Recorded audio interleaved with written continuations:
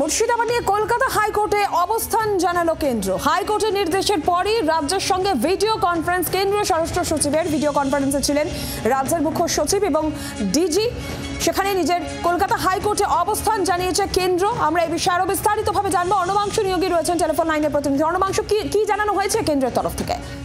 দেখো, কেন্দ্রের মূল বক্তব্য হচ্ছে যে এই হাইকোর্টের নির্দেশের পর কেন্দ্রীয় সরকারের তরফ থেকে একটি বৈঠক করা হয়।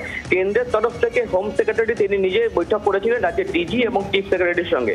তার বক্তব্য ছিল এটাই যে রাজ্যের অন্য স্পর্শকাতর জেলাগুলিতে নজর রাখা প্রয়োজন, কারণ পশ্চিমবঙ্গে অনেক জেলাতে কিন্তু কমিউনাল টেনশনের একটা আভাস পাওয়া গিয়েছে, তাই কিন্তু বিশেষ করে ফোকাস রাখতে হবে। আর যদি কলকাতা হাইকোর্ট নির্দেশ দেয় তাহলে কিন্তু অন্যান্য জেলাতেও আমরা সেন্ট্রাল ফোর্স বা সিএপিএফ বাহিনী মোতায়েন করতে প্রস্তুত রয়েছি, এমনটা কিন্তু স্পষ্ট হলো কেন্দ্রীয় সরকার গতকালকে হলফনামা দিয়ে। ধন্যবাদ অর্ণবাংশু। রাজ্যের অন্য স্পর্শকাতর জেলাতেও নজর রাখা প্রয়োজন, রাজ্যকে ভিডিও কনফারেন্সে পরামর্শ কেন্দ্রীয় সরকারের। সেক্ষেত্রে পশ্চিমবঙ্গের অনেক জেলাতেই টেনশনের আভাস। হাইকোর্ট নির্দেশ দিলে অন্যান্য জেলাতেও কেন্দ্রীয় বাহিনী দেওয়া যেতে পারে। প্রয়োজনে অন্যত্র বাহিনী মোতায়েন করতেও প্রস্তুত কেন্দ্রের তরফ থেকে জানানো হয়েছে।